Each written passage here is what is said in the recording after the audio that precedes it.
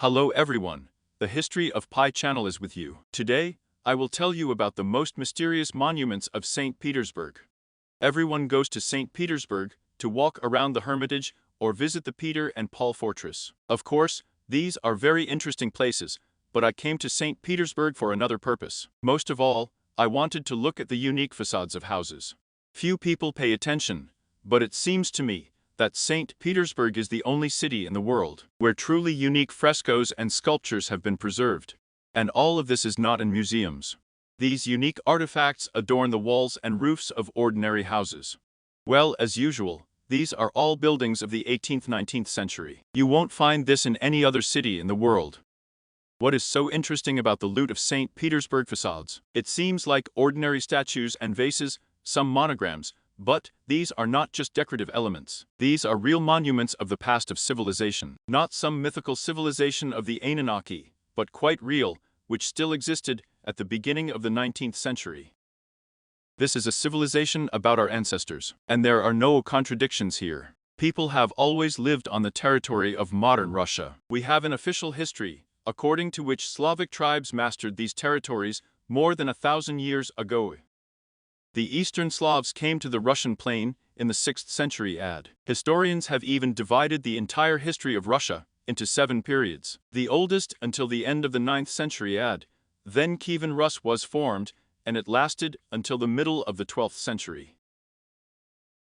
After the collapse of Kievan Rus, there came a period of fragmentation. It was no longer an integral state, it was a group of separate principalities, each with its own ruler and its own laws. Then came 1547th year, and all these separate states united into a single kingdom. It was not a voluntary reunification of the Slavic peoples. It was the capture of other independent states by the stronger Moscow Principality. Well, it seems like the official historical version explained everything to us. The Eastern Slavs came to the empty lands in the 6th century AD, and they were such a stupid and disorganized people that they could not create any state for almost 300 years. Then, the Slavs finally realized that somehow we live strangely, we don't have any state, and they decided to create a great state. That's just if you believe the historians. The Slavs, because of their stupidity, could not manage their state themselves, and they definitely needed a manager. Therefore, they should turn to the Varangians for help. This is how it is described in the tale of bygone years. In the year 6370, 862, according to modern chronology, they went across the sea to the Varangians, to Russia. Those Varangians were called Rus. They said a little bit of Russia, Slavs, Krivichi and Vesi. Our land is large and abundant, but there is no order in it. Come to rule and own us. That was the beginning of the great Russian state.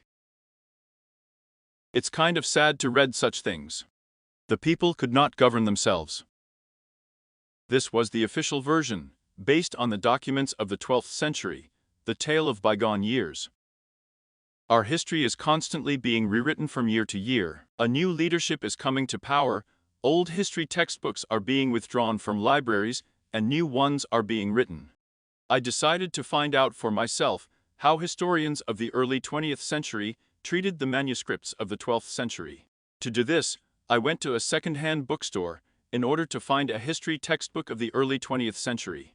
I didn't find a history textbook, but I found a more interesting book, a historiography of the Middle Ages, written by Weinstein, and published in 1940. This book was a textbook for historical faculties, state universities, and pedagogical institutes. In other words, future teachers of the history of the Soviet Union were taught according to this book. You can find an electronic version of this book on the internet, but I was looking for a paper version of the beginning of the 20th century, so that there would be no subsequent distortions. What is interesting about this book?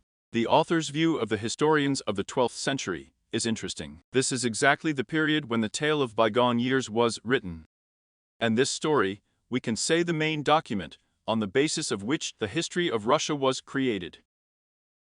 Here on page 24, the author tells how, for the sake of political interests, the history of the kings of Britain was written. Archdeacon Geoffroy of Monmouth wrote it in 1130th year, referring to some very old book in the British language, delivered to him from Britain. Geoffroy tells in detail about the life and work of the mythical King Arthur. From here, all the legends about King Arthur were borrowed by the feudal novelist Chrétien and Struve, and subsequent writers up to the 19th century. Geoffroy wrote the history of the kings of Britain, not just for fun, he had a certain political purpose. With the help of his books, he tried to prove the antiquity of the origin of the Breton feudal lords. Also in his story there are several queens who allegedly independently ruled Britain: Gwendolen, Cordelia, Eleanor, and so on.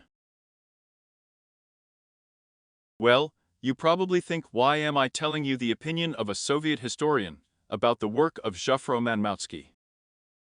Wait, here we go one step further and open Wikipedia. Many people will say again why I refer to Wikipedia all the time, because it is an unofficial source of information. Wikipedia is not an official historical source, but it almost 100% retells the official point of view.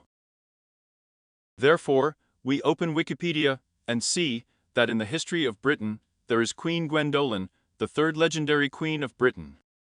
An ordinary person will open such a page and will not even realize that this queen is a fictional character, because there is a date of birth and a date of death here. Also, if we open the page of Queen Cordelia, we see the pedigree and the date of death, as if it was a real person. If you do not check further, then this is some kind of real Queen of Britain. But this is a fictional character. He is not even officially recognized by English historians, although a random person who sees this page will think that this queen existed. Here is another small excerpt from historiography. The number of crude forgeries, especially during the 10th and 12th centuries, exceeds any imagination.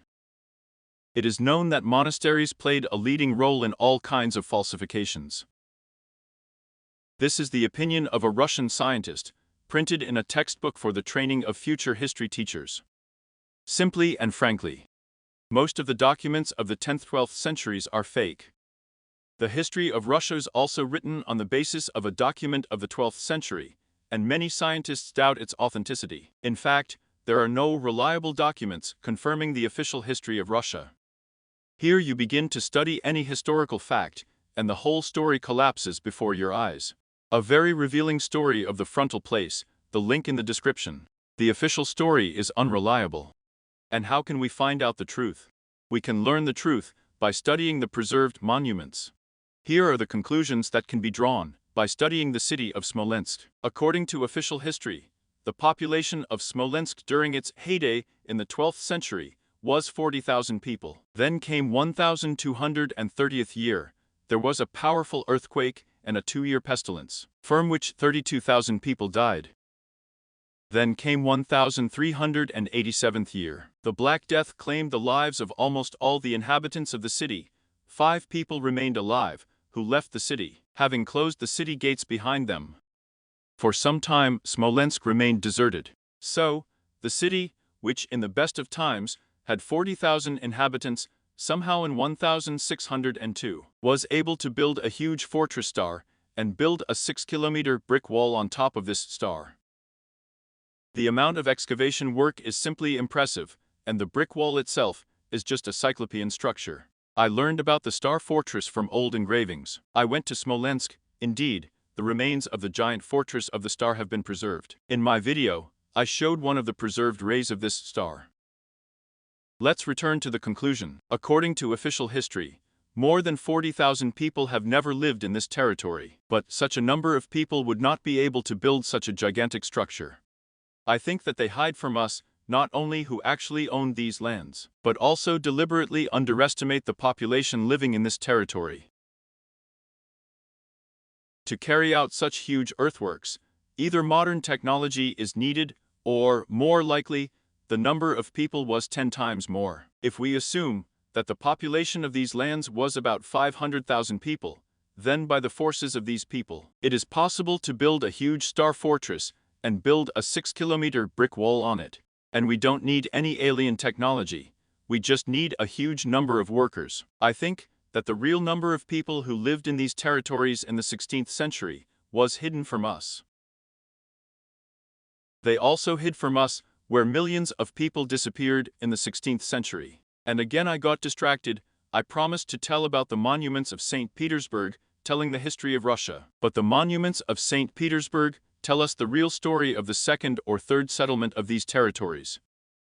Everyone has probably heard about the aristocracy with blue blood. I think that blue blood is not a fairy tale. The first generation of people looked a little different. Look at what a strange statue I found on the outskirts of Peterhof. I don't know if I can convey this feeling in a video. This is the preserved head of the statue, from the pre-war decoration of Peterhof. This is definitely not a new model. The neck of this statue is completely disproportionate. It's a very long neck. Altogether, the neck and the proportions of the face cause a feeling of inhuman proportions. And this is not the only woman with a long neck. Here is the alley of Okholanevsky Prospect. Look at the facade. We see a woman again, with a disproportionate neck. You might think that this sculptor does not know how to maintain proportions, but look at the busts next to them. They have completely normal necks. There is another place on Earth where there is a cult of the long neck, and people do not know exactly why they lengthen their necks, as if they are imitating the race of masters.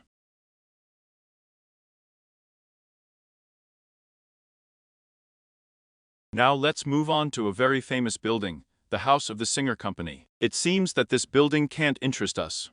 It was built in 1904 year, for the Singer Joint Stock Company in Russia. By historical standards, the building is just a new model, but the sculpture of this building is simply amazing. Look at this beauty.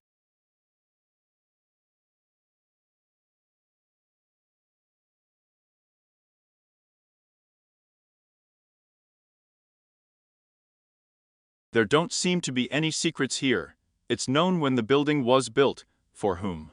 But if you look at these elements, judging by these holes, there used to be some images that were removed for some reason. One might think that these were the letters of the inscription Singer. Look at the letter Z, but you can see from the holes on top that these fasteners are not for this letter. Everything is made with the highest quality, but for some reason, the fasteners and letters do not match, and something was attached to all these elements before.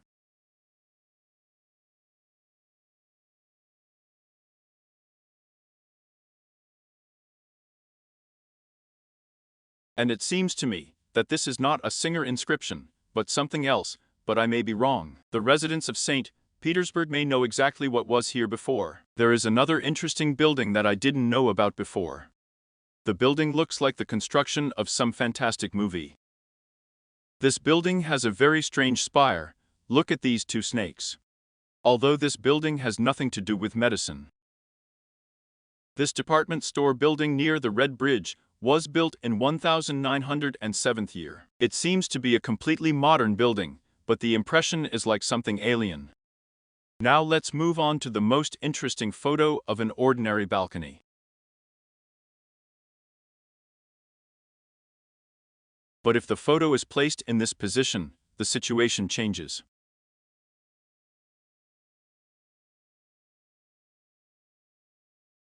It already looks like some kind of complex mechanism, on which people are either sitting, or people are being raised here. And here is another very interesting photo of the mansion, on the Griboidov Canal. Why do you think these statues look like some kind of mechanisms, like some not fully assembled cyborgs?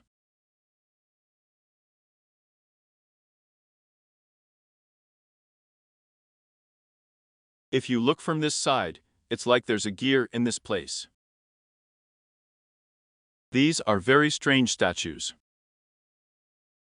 I can't explain the author's fantasy, but it's as if they say that humanity was created artificially.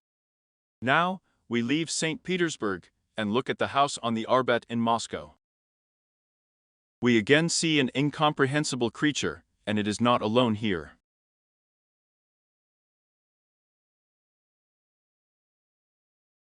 Here's another interesting dragon.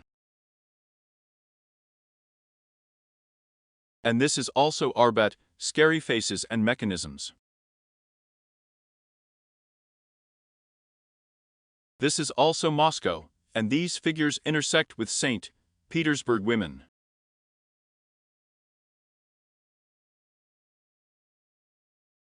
Here are some very strange decorative elements.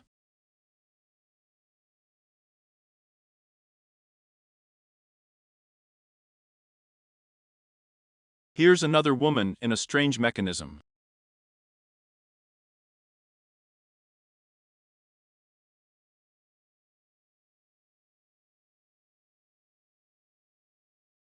Now let's look at the church, which is located near the Tretyakov metro station. And here are the strangest decorative elements. Most of all, this thing resembles some kind of alien embryo. Here is the embryo in the center, and it is surrounded by some kind of feeding vessels. This element is often found. I saw a similar one in the Jerusalem monastery. If we compare these images, then here it is the beginning of the origin of life, and this is already an intermediate stage.